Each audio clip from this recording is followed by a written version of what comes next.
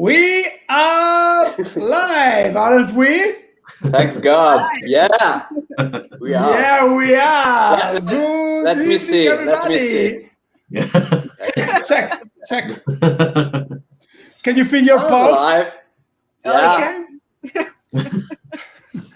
Are you alive, guys? Just barely. I'm getting there.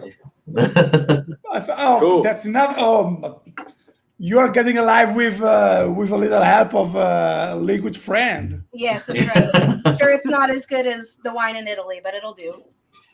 Okay, I think that's the best way to say welcome to our dear friends Azure Wolf. So, good evening to Victoria, Isaac, Sean, and Tommy. Welcome here. We are so happy to have you with us tonight and to enjoy this evening with our friends, all the people that will join us to spend some time together during these weird times. By the way, how are you doing in these weird times? We're okay. I mean, we're starting to come out of the tail end of it now. I think it's a little bit more lax here in Virginia. We're in the south of the U.S., so they're definitely starting to open things up a bit. Hopefully, we'll be playing some shows this summer. But the last year has definitely been weird for sure. Constantly. Okay. So things are getting a little bit better right now. There is. And you can only go up from here. Okay.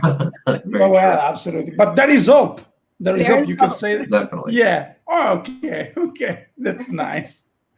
Okay. Hello to David in the meanwhile, who is also saying hello to Fede. Fede, Hi, David.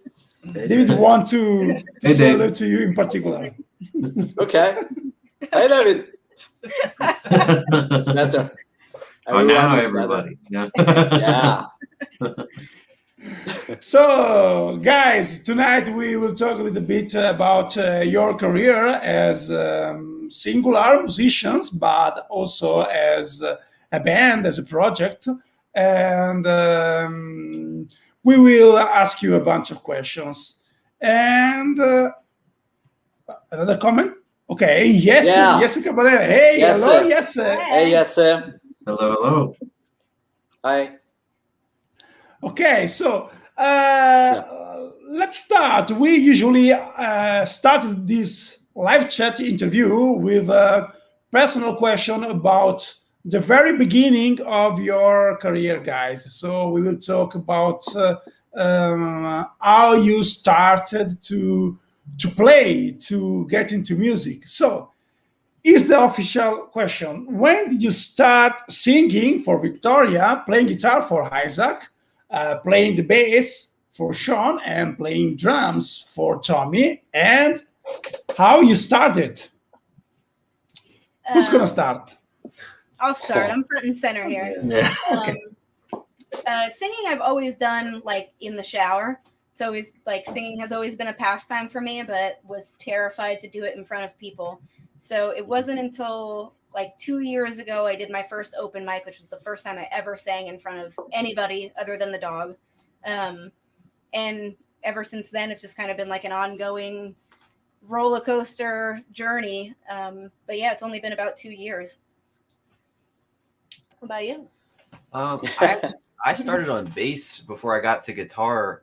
When I turned like 18, I found my dad's old bass in a closet somewhere that he had never played, never once. He bought it in the 80s, and he said that he came home with it, and his dad like was mean to him and like told him he was a pussy and stuff for trying to learn an instrument, and he never played it again. And so I found it when I was 18, and I picked it up. I started learning on it, and then eventually I went out and bought a $50 guitar and just started like immersing myself. And I grew to love guitar more than bass, I guess. Yeah. Good answer. Yeah. Tom? I started playing drums when I was about 14. My dad introduced me to grunge music. He picked me up after football practice. It was like, hey, son, why don't you listen to some good music? And before then, I probably only listened to like Weird Al Yankovic and like Big Willie style. So I didn't really have too much musical introduction until that point in my life. But yeah, I just wanted to do something physical, and drums is a very physical instrument, and wanted to pick up the ladies too. So, It works. Yeah.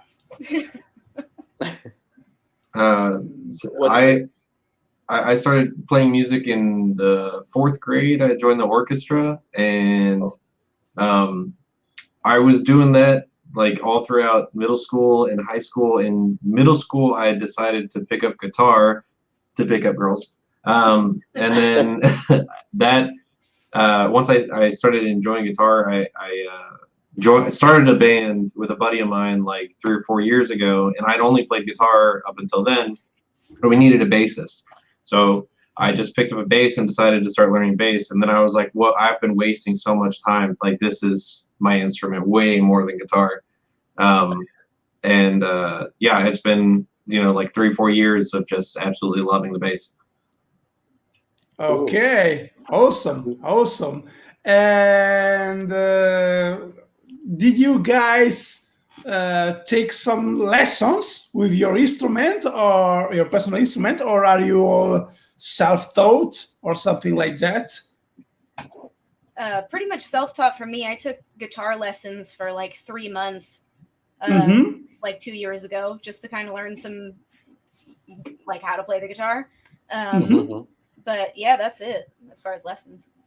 Yeah, I didn't really have any lessons. I just kind of like watched YouTube all the time and like listened to music while I played, and just like tried to figure out what's happening and where is it at in relation to things, and then kind of fill in knowledge after the fact.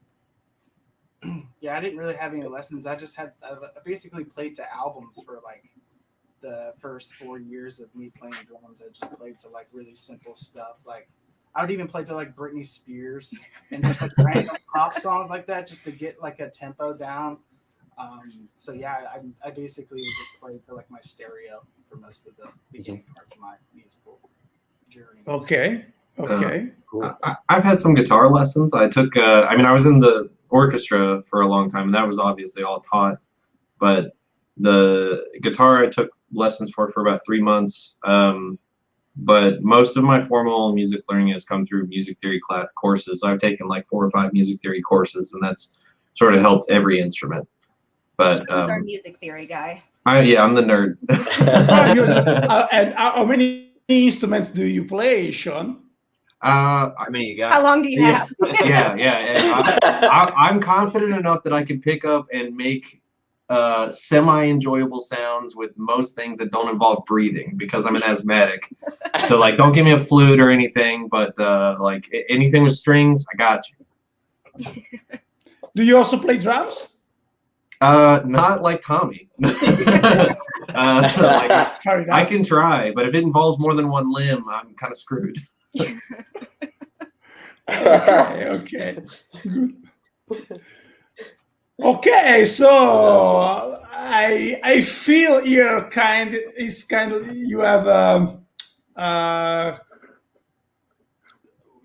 physical true core part here with the guys on my left, and the very mental and how do you say that, theoretical guy down here. Okay, so you mixed up, and you help each other maybe in composing something that is really from your instinct, maybe your heart, what you feel, and what a guy like Sean can help to put in something really while working, isn't it?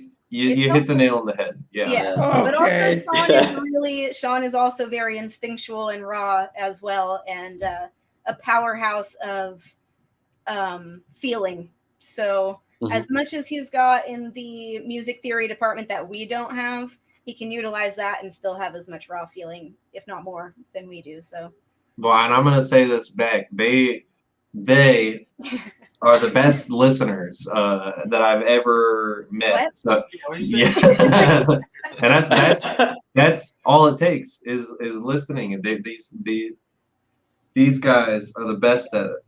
They're the best at it. Yeah, I feel a good synergy right here. Yeah. Yeah. We basically just, jerk each other off all day. Yeah. Can I say that? Yeah. Cable. Gotta do this. You can say. Okay.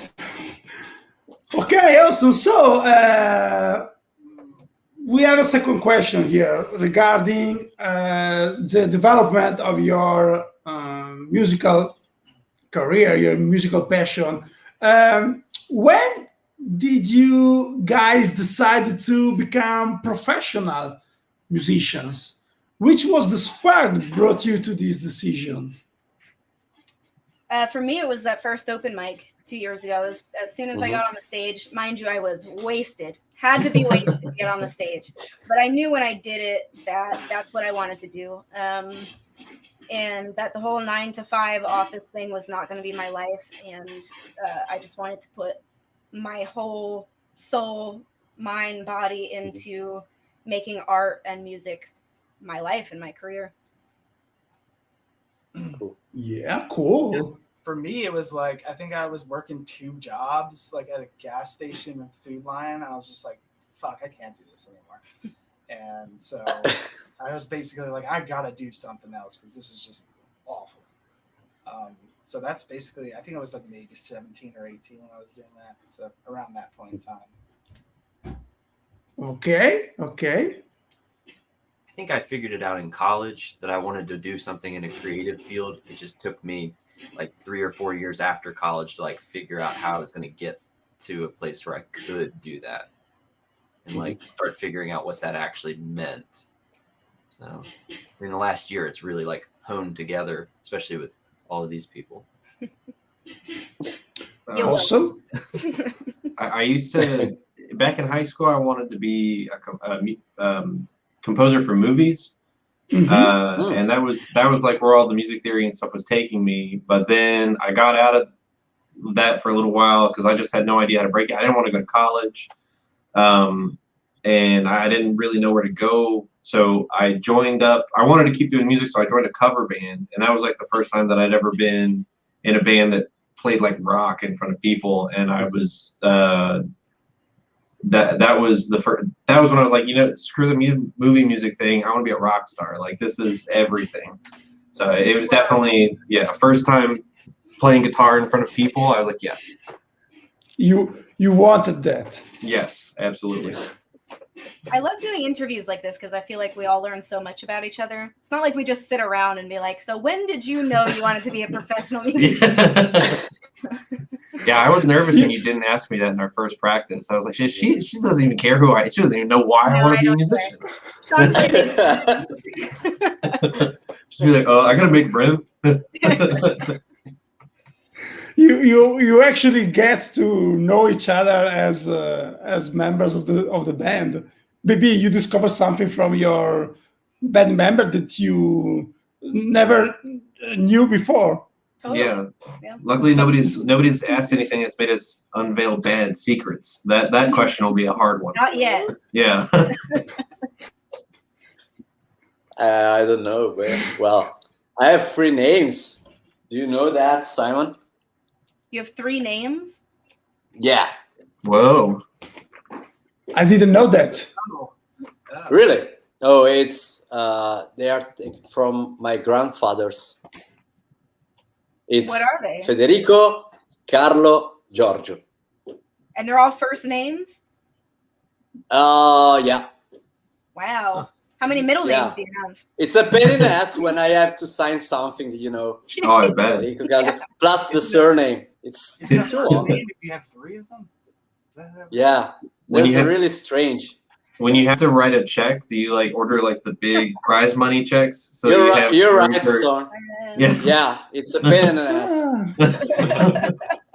Now I understand your autograph on the vinyls and the CDs that you sign for our friends. Now I understand that. Yeah.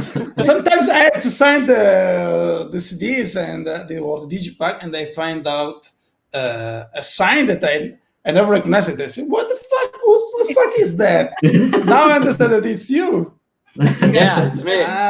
Okay. Maybe I will. I probably You know, played the it. next CDs I will sign with a cross. It's more easy. That's There you go. perfect. Yeah, you got to become Yeah. a symbol like Prince. Oh yeah. Yeah. Wow, what a suggestion! Wow. Yeah. That's probably he probably I has have this to. huge name and he's like, screw this, man. Yeah, that's great. You know, maybe I can Mom's here. do a print, My mom. Oh, hi, my own mom. print. I don't. Cow or Where? Oh, Penny Lane. That's my mom. it's Penny Lane. Hey, Hi, mom. Wow, good evening. hi. Mama Wolf. Hi. Cow or. By the way, we have other Hi, comments. Matthew Oh, and Dags. Dax, Matthew. Hi, Dax. Hey, man. Aaron, What's up, guys? Matthew. Hi, everyone. A gathering of Ravens and Wolfies. It doesn't get any yeah. better than that. You're right. Straight witchy in here. Oh, This is. there is Earth from Penny. Thank you. Hi, mom. Hi, mom. Hey, Mom. Hi, mom. I have to say that. Hi, Mom. Yeah, yeah. This guy's got 3 names. Yeah. Yeah. It's old news now. Come on.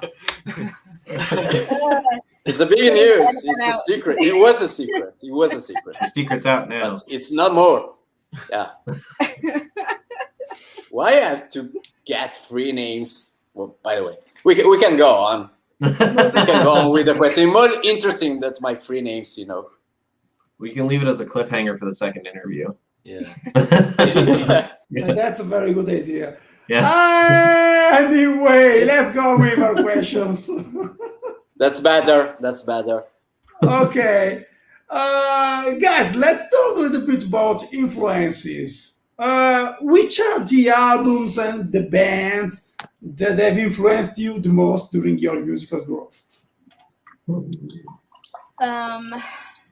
I would have to throw back to like Elvis Presley, the Beatles, Pet Sounds by the Beach Boys, all those like oldies where most of the main focus of the music was the vocal instrumentation and how they. Of course. It's not your turn to sing. And where they use the vocals with each other in such a profound way. I just remember that really blowing my mind as a kid. And my grandparents had a huge influence on the music I grew up listening to. And a lot of it was like old school stuff. And, there's really not a whole lot of instrumentation going around. It's just voices. That affected me a lot. I still hear voices. Yeah. My turn? Is it my turn? It's your turn. It's my You turn. may speak. Yeah, it's your turn. For me personally, it'd probably be Kings of Leon, the Mechanical Bull album. That's one of my all-time favorites. That and Youth and Young Manhood or whatever. They're 2 of my tops. And then Interpol, Turn on the Bright Lights. There's a lot of really intricate and simple but effective guitar parts in all of those songs on those albums. And that's kind of that's influenced my play style and the way I think about tone and tonality and why I have a giant pedal board of lots of knobs and switches and stuff. So That's great. For me, my answers are always so stupid. I'll do it. For me, it was mostly I'm a drummer. To me, you are the more interesting. Oh, yeah. So interesting. he's the drummer. Oh, you're the drummer. Okay. Yeah. Yeah, but it's not good. No, I'm kidding. Oh, damn it. I don't remember how I was. Oh, influences. Right. Yeah. For me, it was grunge, post-grunge, a huge Dave Grohl guy. And also love Neil Peart, obviously John Bonham. Those are my big 3 biggest influences. So Sweet. I definitely link up with Tommy on the Bonham stuff. Led Zeppelin 1 was a huge thing when I rediscovered that.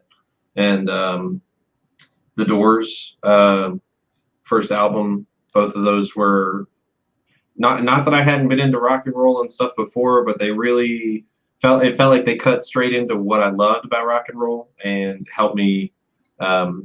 It totally changed how I thought about playing rock going forward. After that, it felt like that was like, this is rock. You built from that, and it was big. Yeah. Awesome. And besides all these great influences, do you also guys as some guilty pleasures? Yeah. We can go backwards. I'll save you, V, from starting on everyone. I am a nut for a lot of pop music, and I love the artist Lights, Valerie Fox Leitner. I'll listen to her all day, every day. She's great. What was the question again? It was like guilty Was it pleasure. like a guilty pleasure? Oh Yeah. man, I'm a huge fan of Selena Gomez, honestly.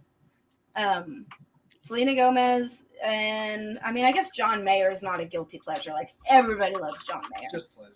It's just pleasure, straight pleasure.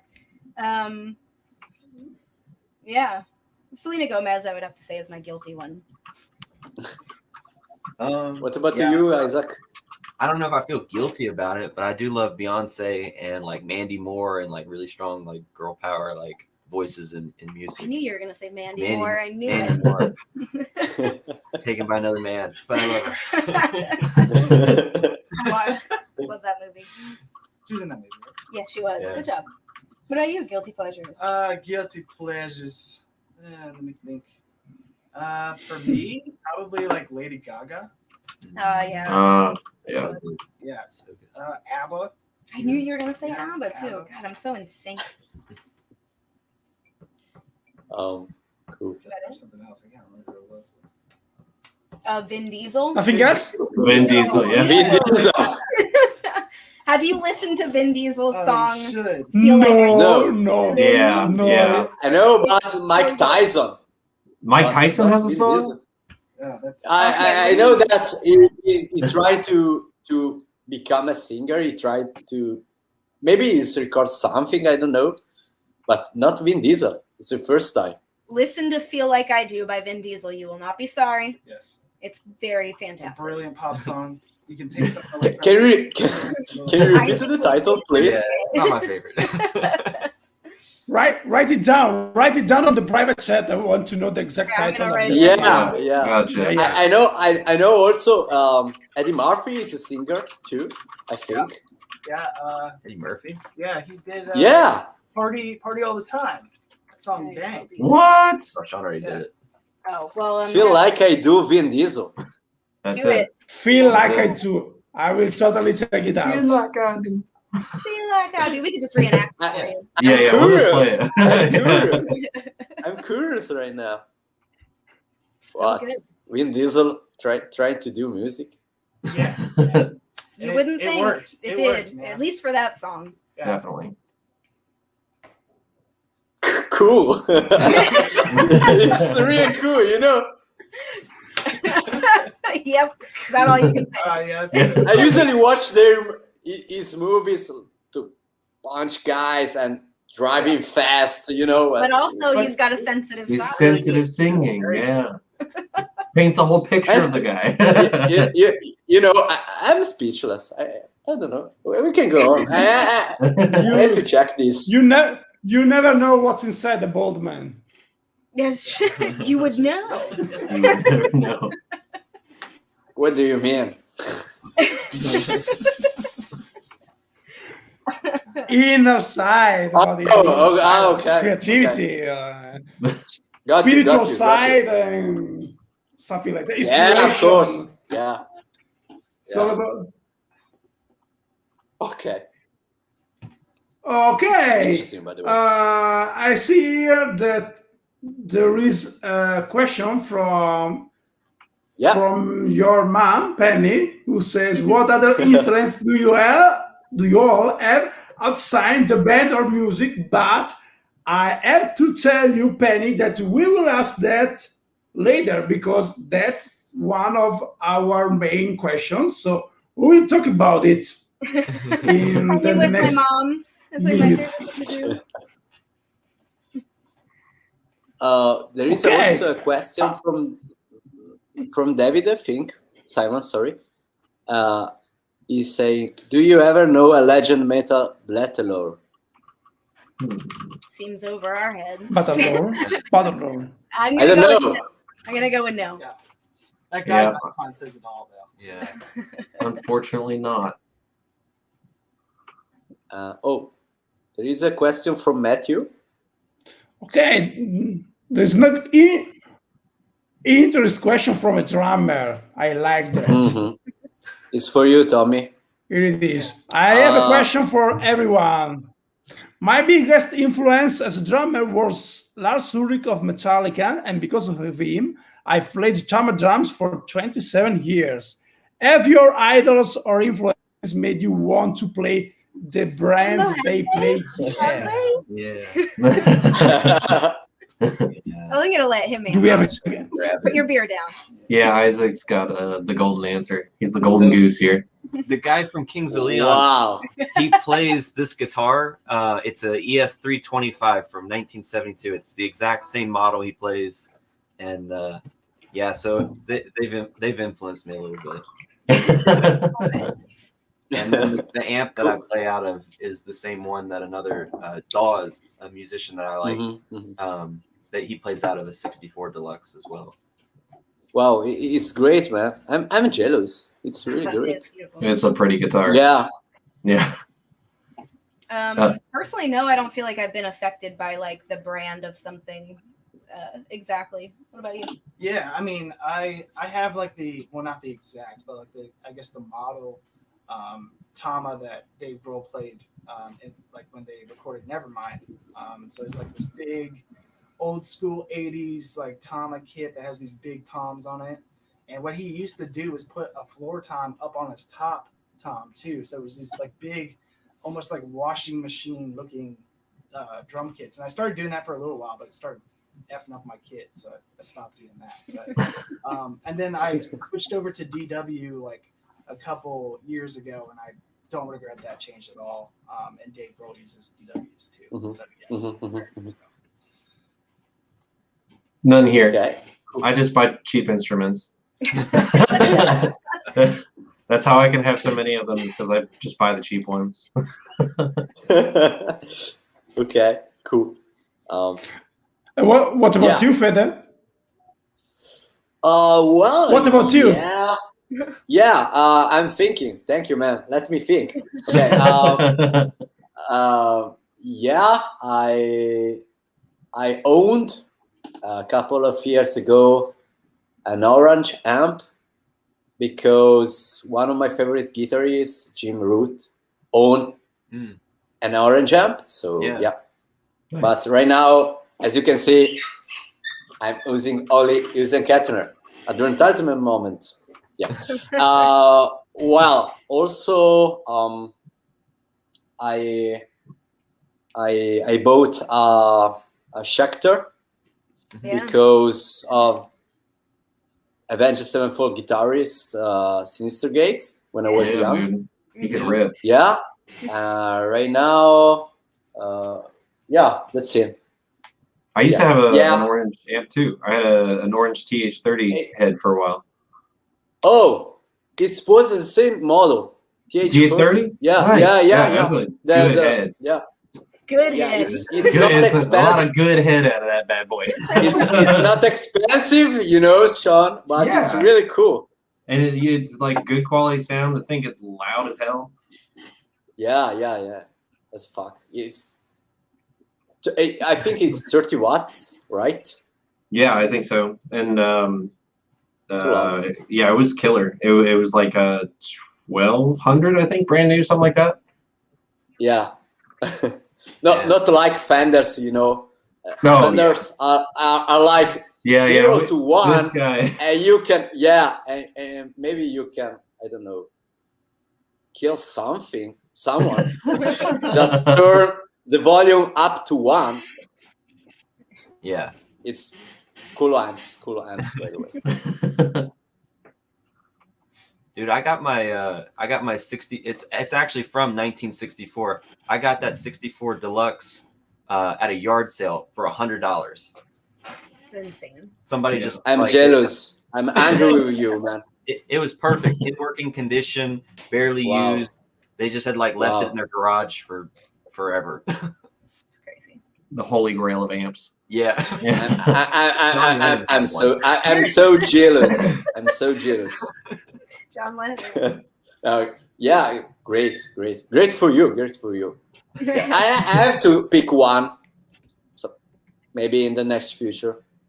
Yeah. It's I just missing like a Fender amp. Yeah. It's good.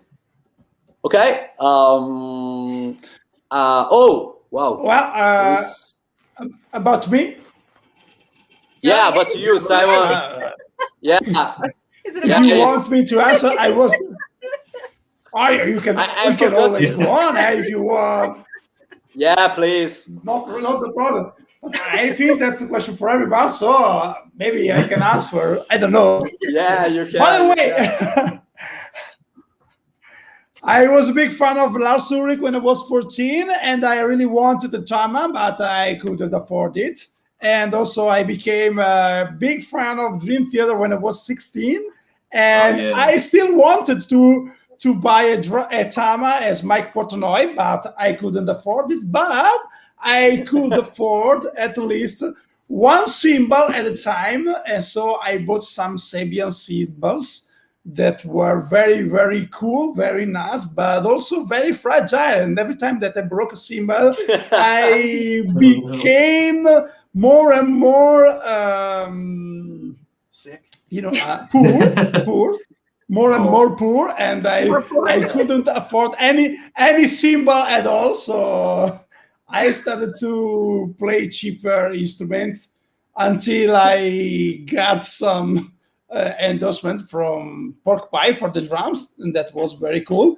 For the cymbals, I started to mix them up, and sometimes I buy cheap cymbals because sometimes also cheap cymbals could sound very well, and sometimes I buy also expensive cymbals, but I play them only on shows and gigs because I want to spare them at least during the rehearsals. Smart. Yeah. Yeah, drums is very expensive instrument. Yep. Yep. That's Do- another do reason you- why I don't play. Yeah, we have also some problem with the sticks, but because I always Oh, this guy Yeah. breaks break sticks them. with his job. Yeah, it looks like a freaking lumber yard. Yeah. Pretty bad. I know the feeling. It's a problem. Okay, Fede, Yeah. shall we wow. go on? Okay. Go on. Go on with the Okay. question, man. Okay, so let's go on You with a asking- question. Yeah, because I was looking at you and I felt like you was looking for something on the computer. But I'm the looking. case. I'm looking. Yeah. I'm Okay, fine. so we can go. let's go on with a question about the project and the band Azure Wolf. How Azure Wolf project was born, and what are the story and the concept behind it? Azure Wolf was originally a solo folk project that was just me. And Mhm. interestingly, Azure Wolf was going to be like my stage name. So whenever I first started doing this 2 years ago, I was trying to like introduce myself as Azure when I was at open mics and stuff like that. I was going to be Azure Wolf. And then it just kind of kept evolving, and it just ended up being the band, which I'm glad. I'm glad I didn't go with a pseudonym of Azure Wolf. That would have been lame. But yeah, so I think it just started with me going out to open mics and doing folk stuff, writing some songs in my room and going out and performing them at open mics. And it evolved really fast. It was just a few months after that when I met Isaac, and we met on Facebook. For a bassist, actually, and he tried out for the band as a bassist.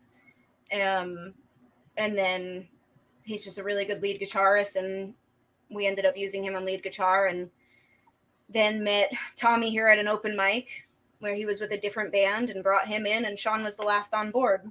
So we also found him on Facebook. So it came together, I think, all in like 3 or 4 months where we were all together in on it. Yeah, it happened kind of fast. Okay. Okay. No, I mean, not really. Yeah. Just the reason that kind of drew me to Victoria's music is like she managed to make acoustic folk like very captivating, which is really tough as an acoustic. Like usually as an acoustic project, you're usually opening for a band or doing like an open mic or whatever, and people generally like bullshitting with their friends or whatever, not paying attention to your performance. And I felt like she could always really draw everybody in, and that was really captivating for me. So that's why I stopped playing Leonard Skinner covers and started playing music with Victoria. Oh, gold star for you today. kind of a spot because I never heard her at an open mic, but I saw that she had an ad on Facebook looking for somebody to play bass for her. And so I went to her SoundCloud and she had like some solo acoustic songs recorded on there. We found this just the other day, actually, right? Yeah, we did. Yeah. And I really thought like she had a really good songwriting, like really good playing, and just like so much potential as a musician. And then when I had reached out to her, she had already had kind of a band around her. And so it just kind of trying to find a place to fit in that lineup. Yeah, like I tried out for bass and I sucked, and then I played guitar, and that was what actually like worked. Yeah. And so we played for a while, the two of us and some other guys, just like doing covers and the Eagles and Tom Petty and Elvis and stuff at like local bars and shit until we kind of put it all together. Yeah. Yeah, it wasn't until Tommy and Sean joined that Azure Wolf started becoming the project that it is now, like diverging away from the folky side of things. And I was very new to songwriting at that time, so everything was like very folky and very storytelly. But a lot of the stuff that we were doing was covers and covering the stuff that I enjoyed. I mean, I was like choosing the covers that we did, but we were playing in bars, and it wasn't until these guys came around that we started really focusing on like the Azure Wolf sound and this ethereal rock thing that we're doing. We couldn't do it without all 4 components of Azure Wolf. Okay.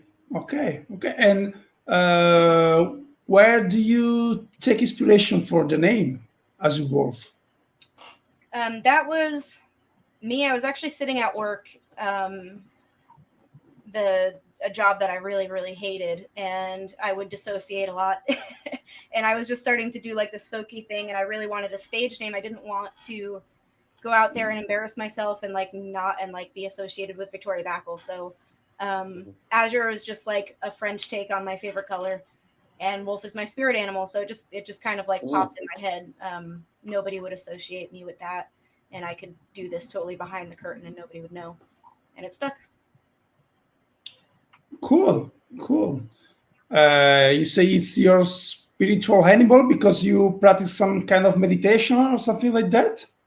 I consider myself a witch. I'm not really like a practicing witch, but yeah, like the wolf is a very spiritual animal for me, and anytime that I've done any kind of guided meditation, I usually see some sort of a wolf. So okay, like a shamanic journey, something like that. Don't put that much credit on me, but yeah. Okay.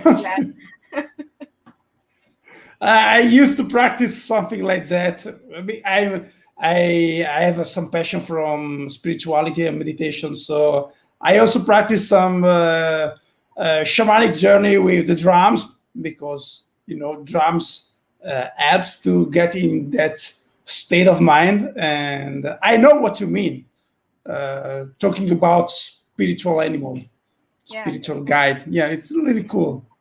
Yeah. Okay. And the guys agreed with you. Yeah. Yeah, it was really nice coming in and already having we already had a badass band name, so we were just like, all right, sweet, we don't have to have that long discussion. Yeah. That's perfect.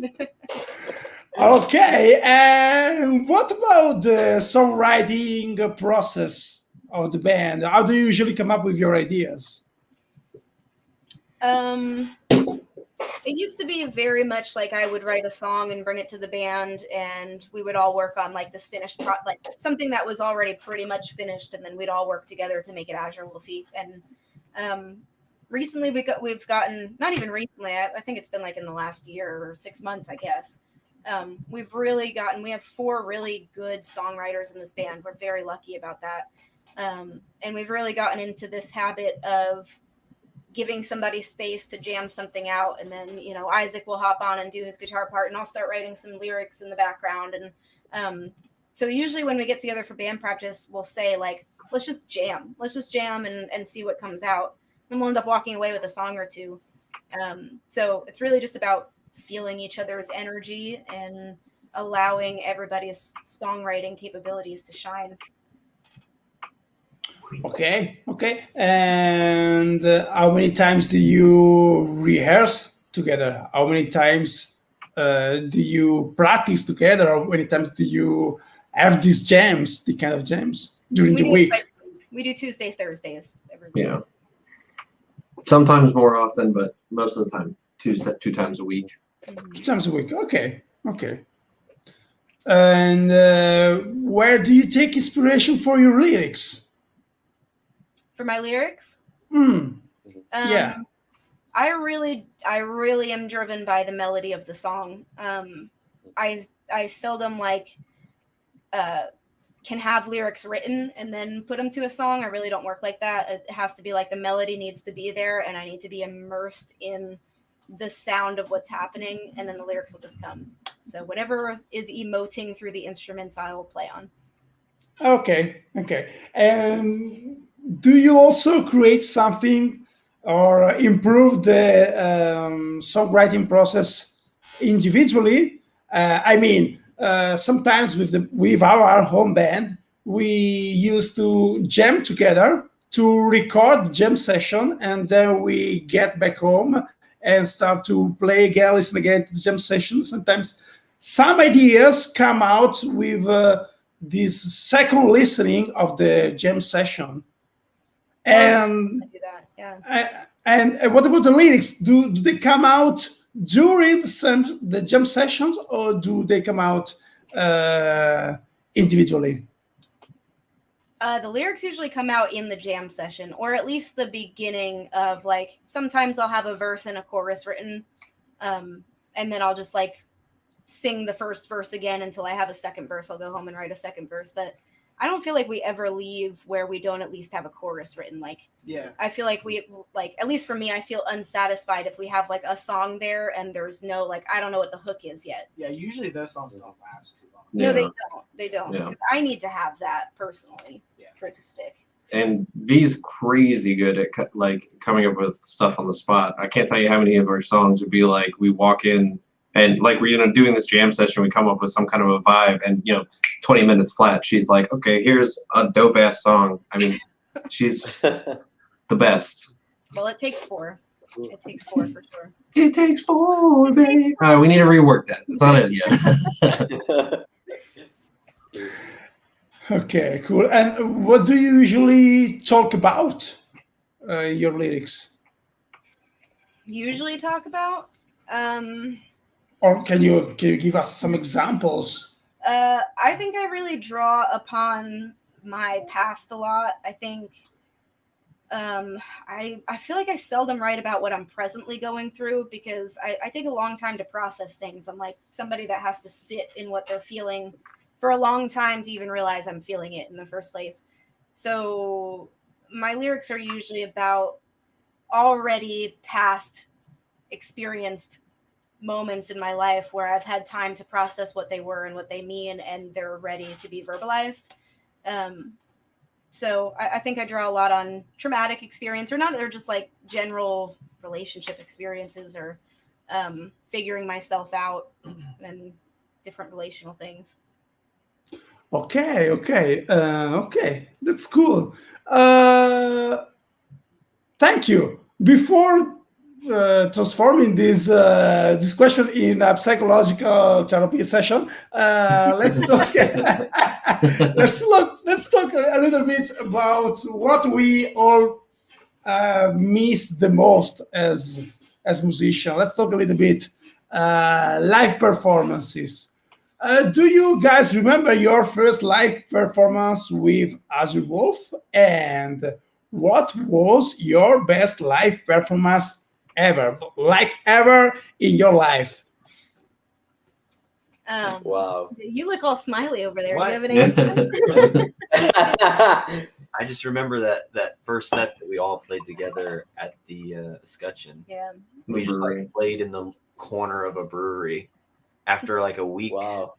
Was it a week? A weekend. It was a weekend. A weekend of recordings in just like it was an old bank vault that we did like a weekend of recording in. So it was like this big empty room, and it was many hours of intense just going over the same things and like working really hard.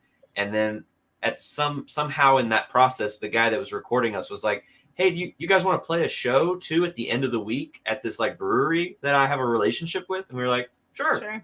So they like pushed all the tables out and like made a space for us in the corner of this small brewery in town, and we played a little show together. And what's crazy is that show was the first show we ever played together, all four of us, and it was the day before everything shut down for COVID. Yeah, everything. Yeah. We got to play a Wow. live show, and then the whole world shut down for a year. So, Yeah, we blew it up, guys. That was us. So sorry. No problem, man. But best show was probably State Theater. I was gonna say, Yeah. yeah. Yeah. You want me to tell You it? tell it. Yeah, we played a show, State Theater in kind of near DC. It was back in the summer, like August or September, I think, right? October. cold, It was It was cool. Yeah, it October. was towards the end of the year. So COVID was still going on, but they had an outside venue. So Okay. people come in, and people were like trying to get in, and they were oversold, or like they only had so much capacity. The cops got called because of a noise complaint. It was fantastic. We had a It's great super time. rock and roll. Yeah. And that was the really the first like audience we played for, Yeah. and the last since. Everything's been a lot of live streaming. So yeah, I definitely think that was the best. We had people lined up outside the area to get in to eat, to listen to us, and there were like people. There's a restaurant next door, and they came out to see us and stuff. It was super cool. Yeah, it was. Awesome. Great. The cops thing was crazy because we got a noise complaint, and so they came out and they were like, well, it's about the end of the set or whatever. it's it's time for it to be almost over. And the cops were like, okay, well, it's cool, just finish your set. And at that exact moment, she's on stage and she's going, you guys want to hear a couple more songs?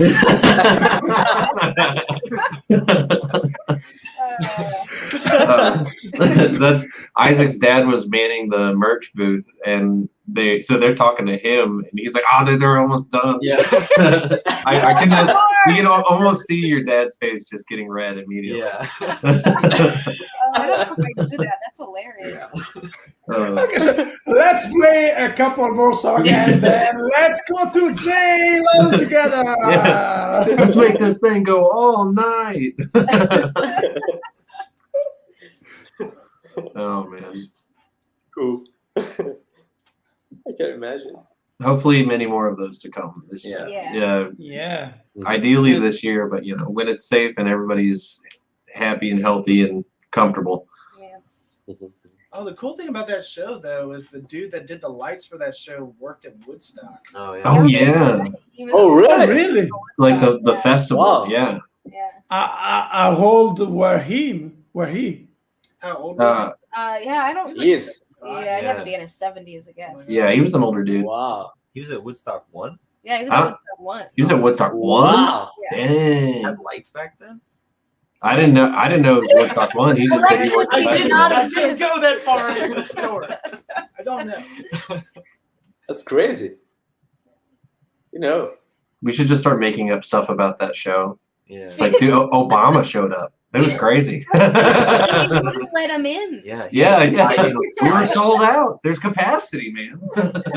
He's the one who called the cops, actually. Yeah. Yeah, Obama called the cops because he couldn't see our show at the State Theater.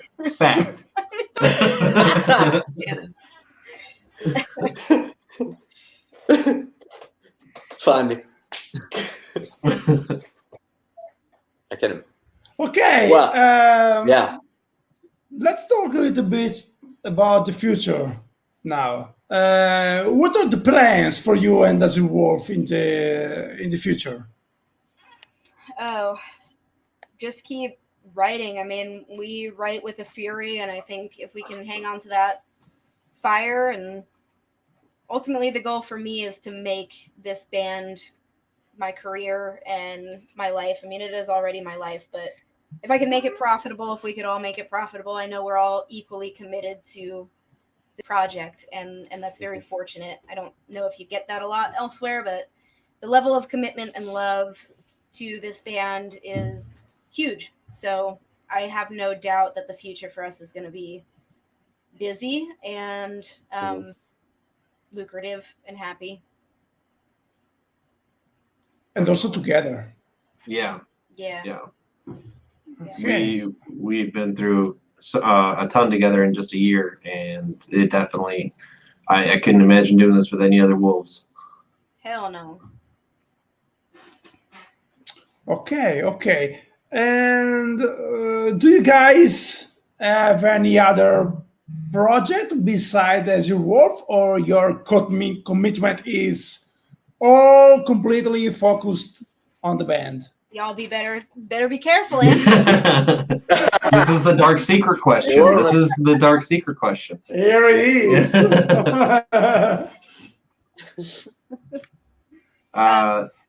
ahead.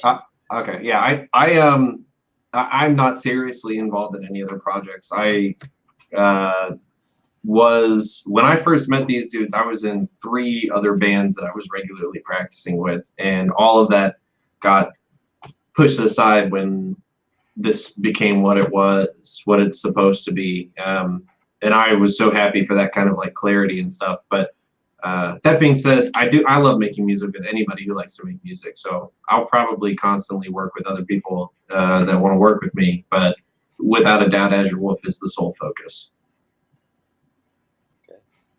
Okay. Yeah. Same. I mean, this band is everything to me. So this is definitely like my main music focus. And I think we all like will generally collaborate with, we have like a lot of musician friends. So of course, like somebody wants to pull us for this or that. And that's cool. We should do that. We're all musicians and we should be, polybanders is what we Polybanders. we should be spreading our talents to other people and vice versa. That's how we all support each other in this community. But I think it's safe to say that we're all 100% committed to this project. Yeah. Yeah. This is the only band that I actually own a 25% share of. Yeah, 25% share of negative $10,000. Yeah. I own a lot of debt. Good for you. Yeah. Good, healthy American debt. Mm-hmm. Okay. I think. Yeah, Fed? Yeah. Are there any comments?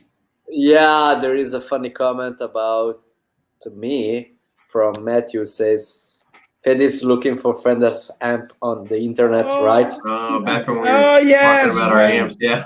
Yeah, When I was looking at you, that you were doing something like that. And Yeah. Gotta get one, man. Gotta get one. And also David Francis says about Battlelore. Battlelore are a Finnish heavy metal band from, I can't read it, Lappeenranta? I don't know. Close. Founded in 1999 by guitarist, Jiri Valvanen and bassist Mika Kokkola. Okay, so that is legend. Okay, I will check it later. Nice, Okay. Thank you, David. Nope. Awesome. Very relevant. Also, there is Victoria Mom says, oh gosh. Yeah. Aroo.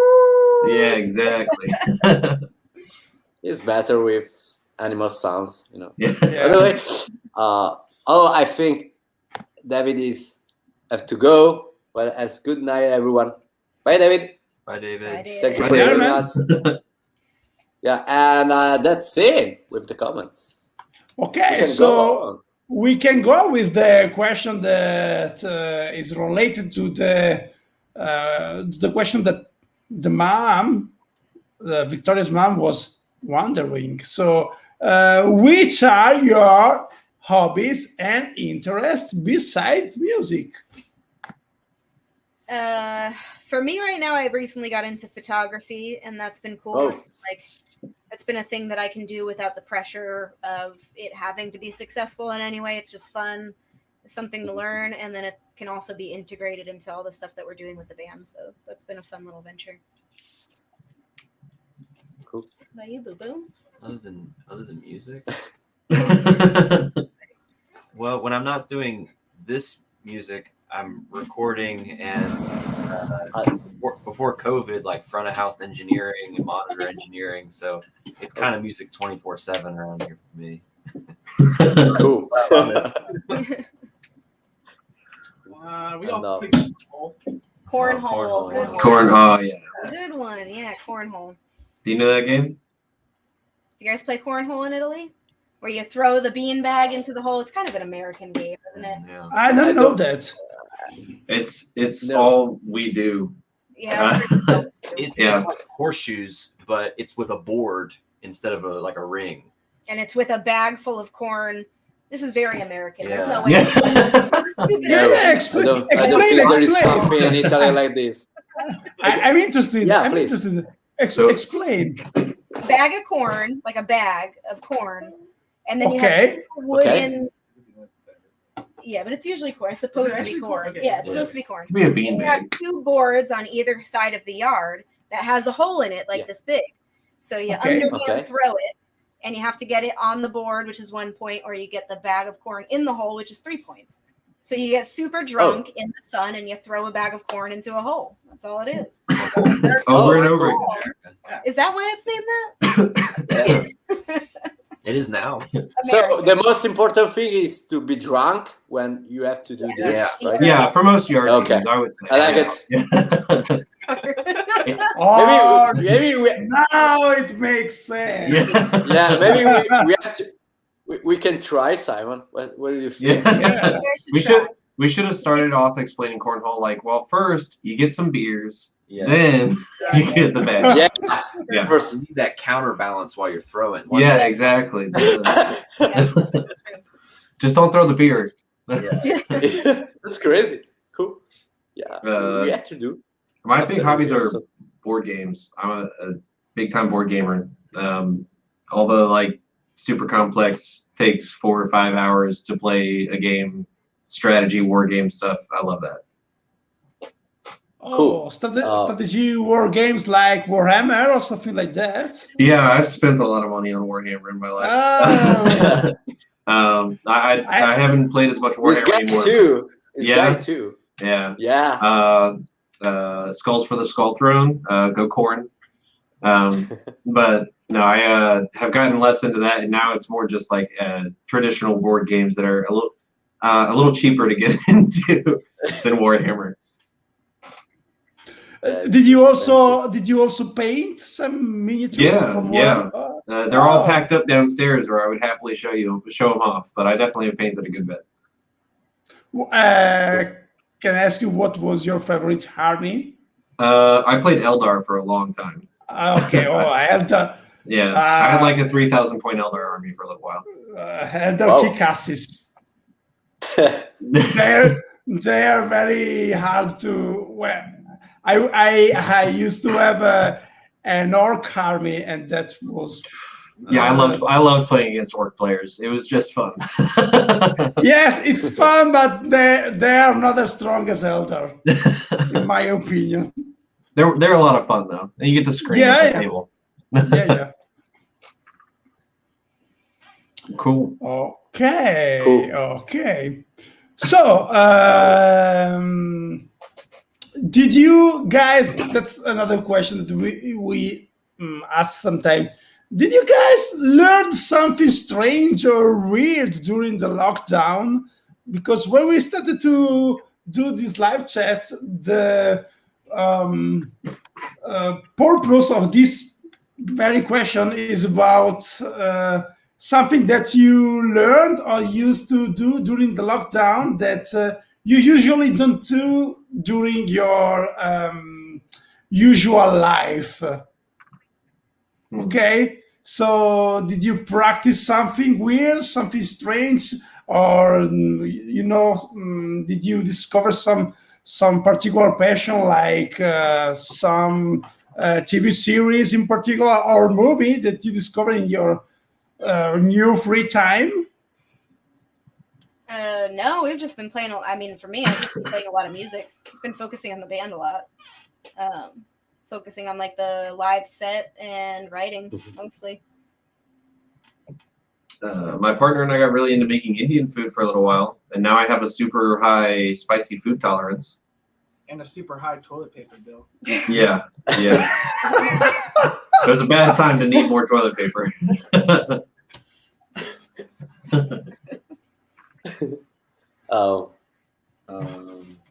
Yeah. What? I don't know.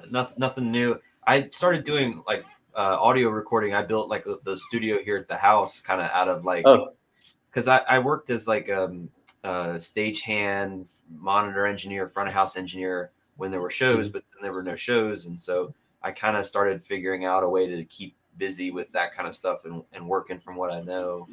So doing recordings here and being able to like track stuff and building the parts necessary for that. Okay. Tommy? Pressure. I dyed my hair blonde. Cool. Rockstar. I don't know if I have anything else. Okay. Cool. So I think we are near to the end. We usually end this live chat with a very special final speech from our guest. But before that, let's show to our friends, Fede, all the links to the social media and for everything that they could find about Azure Wolf. So it's your time. Yeah, man. banner drop. It's our time. Nice. Oh, you just dropped. Yeah, guys, just you dropped the can links. find. Yeah, you can find, guys. You can find AZURE Wolf on Facebook, Instagram, Twitter. So follow them, and also you can watch all the videos on their YouTube channel. And let's check also their website. So no excuse, just follow them. Yeah.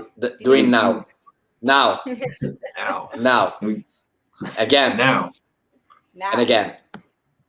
Okay? That's fine. So now the time is yours. So let's get into the final speech. The stage is yours. Say whatever you want to our dear friends. Take it away, V. I just want to thank you all so much for tuning in and watching this, and for the continued love and support that fuels what we're doing. I think a lot of our inspiration comes from the tight-knit group of fans, family and friends that we have right now that continues to show us love and support. So we really, really appreciate you guys, and hope that we continue to make you proud, and appreciate Simon and Feta for letting us do this today. And this has been really fun. Thank you. You're welcome. Thanks to you. Thanks, guys. Thank you. Well, okay. So thanks again, everybody. It was really funny, and thanks for spending some time together and to entertain our friends tonight. I want to remember everybody that you should set a reminder on our Facebook page and YouTube channel, so you won't miss our next live chats. And also, if you want to talk a little bit with us, you can join us on our Telegram channel. And also, we have a special playlist on Spotify, Ravenscry Metal and Rock Guest, and we will host also Azure Wolf, obviously. And what else, Fede? Something else to say?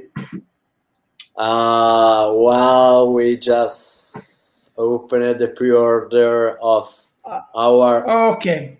Yeah, of course. We just released. We are going to release a 10th anniversary limited edition of our vinyl of from One Way Out. So if you want to pre-order it, you can do that on our website, on our store.